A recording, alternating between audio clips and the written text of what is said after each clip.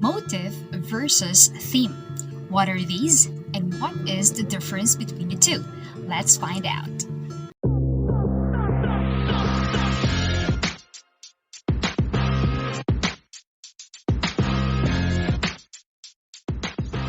I know that most people or students out there get confused with which one is the theme, which one is a motive, especially when we are asked by our teacher to to identify those in a story.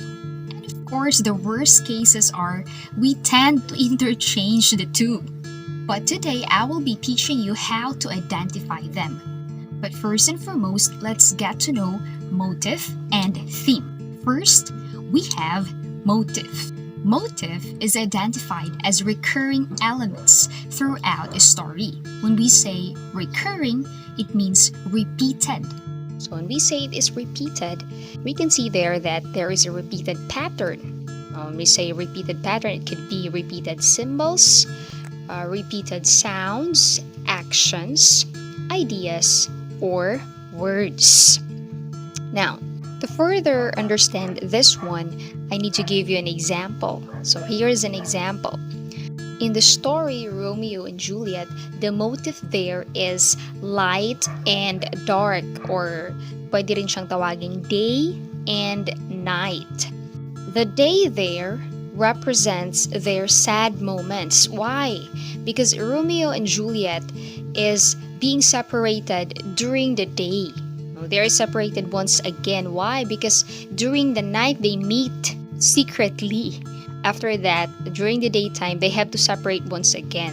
And then the night there represents the happy moments of the two, because once again, they are reunited. They tend to see each other, converse to each other during the night. Kasi nga, pasekreto yung pagkikita ni Romeo and ni Juliet. Now, for you to understand more about the motif there, why is it that the motif is day and night?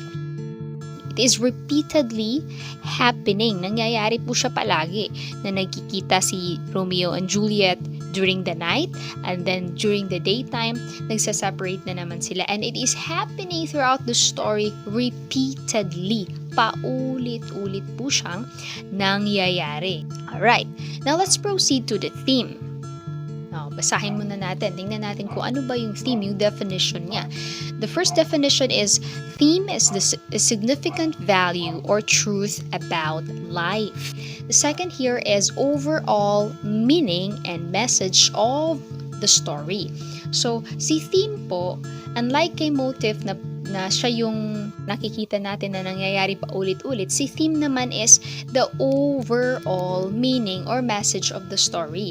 In other words, siya po yung gustong ipahiwatig or iparating na mensahe sa nanunood or sa nagbabasa ng story. Example pa rin natin, yung Romeo and Juliet. Kung ang kanyang motive kanina is about day and night, ngayon naman ang kanyang theme is about love. Yung message na nais iparating doon is, love will fight until the end. So, pinaparating doon sa reader ng story or pinaparating sa atin na kung tunay ang love, hindi mo talaga susukuan, di ba? Gagawin mo ang lahat.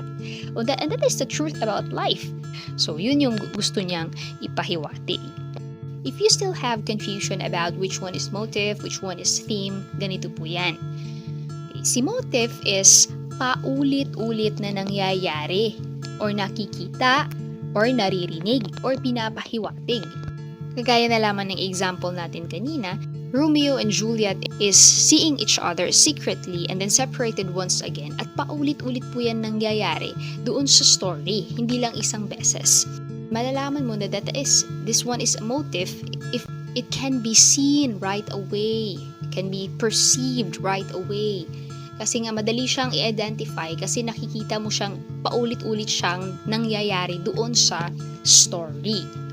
While si theme naman is tungkol siya sa mahahalagang ideya o katotohanan tungkol sa buhay na nais iparating sa atin ng author.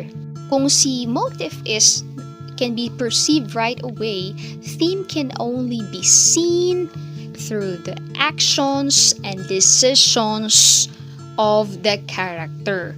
O, nakita naman natin na yung action at decision dun sa Romeo and Juliet, they really chose to fight for their love until the end. Again, si MOTIF, it's a pattern, paulit-ulit, na nakikita, and at the same time can be perceived right away, while si theme is yung overall message na gustong iparating sa atin and can only be seen through the actions and decisions of the characters. So I hope you've learned something today. If you have questions and clarifications, comment below. Have a good day. Class dismissed.